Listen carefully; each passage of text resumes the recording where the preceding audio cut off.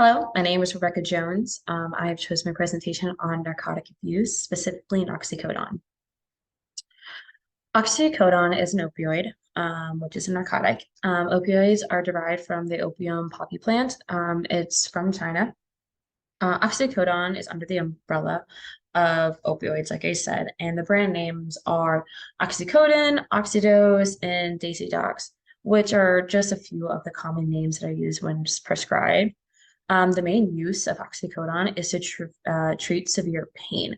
So the severe pain can come from surgery, cancer treatment, anything in that general realm that can cause severe pain to the body. It is a Schedule II drug in the Controlled Substance Act.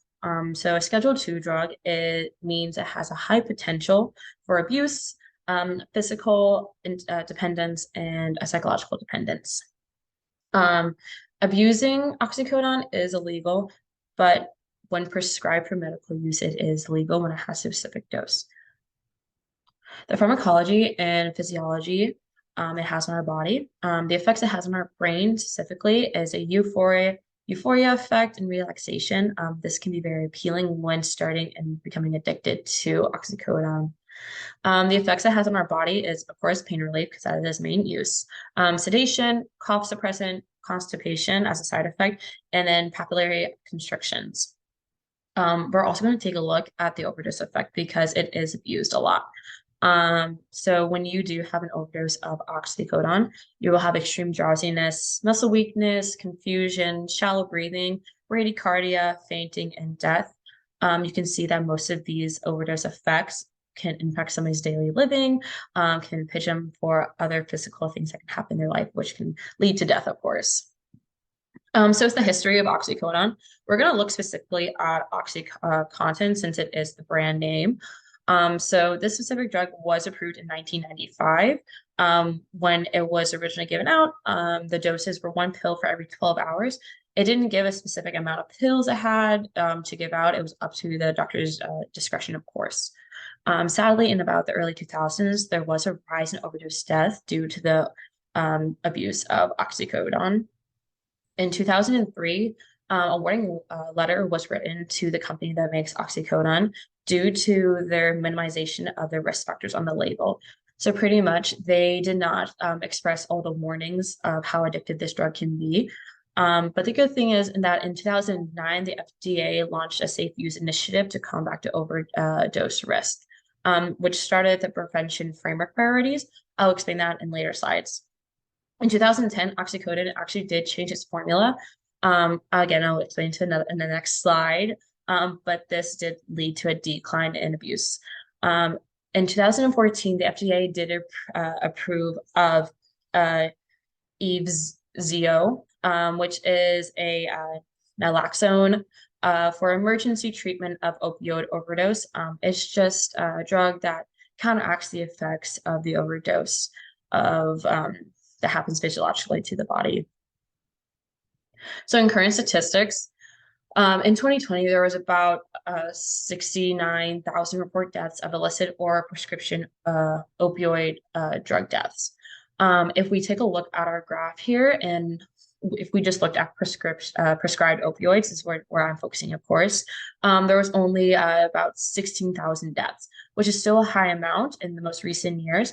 But if we do look at 2015, that is when Oxycontin had a formula change. And in the following years, you can see a decline.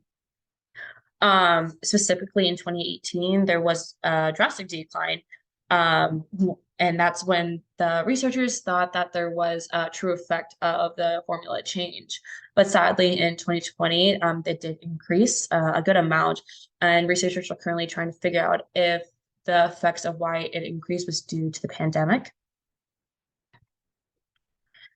So in current efforts right now, in 2010, Oxycodone had a formula change. It didn't get approved until 2015, of course.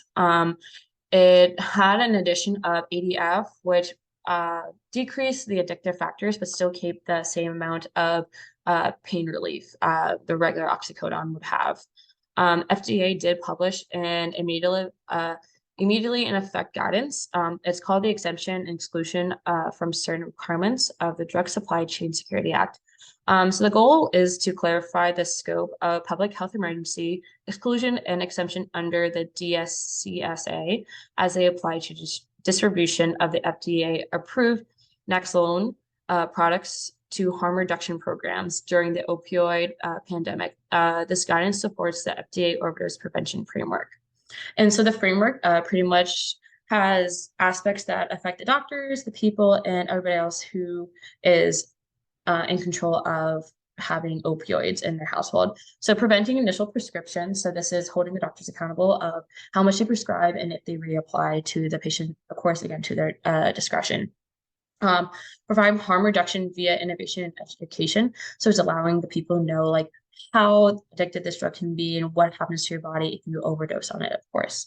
Continuing evidence-based treatments, protecting the public from unapproved, diverted, or counterfeit drugs with overdose risk. So this is when said patient has a drug, you don't use it, all the pills in the bottle, and a family member takes it, they use it to abuse it. It's just a way for people to know that like when they have their prescribed drug, they have to dispose of it in a proper manner. There's also a current development of non-opioid analgesics for pain management. So right now, to improve these current effects, of course, I think there should be a continuation on non-opioid anesthetics. This is a continuation effort of finding less addictive solutions to pain relief.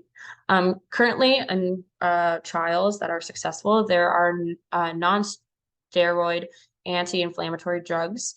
They have proven to help with acute pain. From personal experience, when I have gotten surgery, I was actually never prescribed oxycodone. I was strictly on Tylenol and Aleve. And with those combinations, they give the same amount of pain relief as an oxycodone would.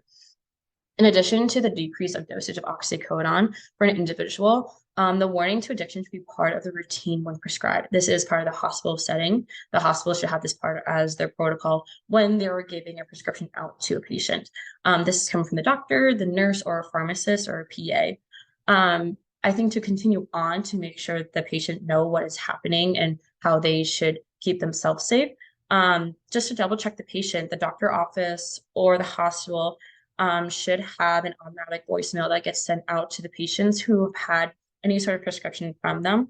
And this automatic voicemail should have how to properly dispose of the medication of oxycodone, the addiction warnings once again, and then also at the end to have a response system through the phone. So when you have, you click 1 for yes, you click 2 for no, and you click 3 for like you don't want to answer. Using those buttons, we can create a statistic and data to collect if the patient has used the drugs fully, if they have listened to the message in full to see if people are listening to this voicemail. That is just the bare minimum of what we should be doing. But that is personally what I think can be a continuation that's a cheap, effective way in the hospital system.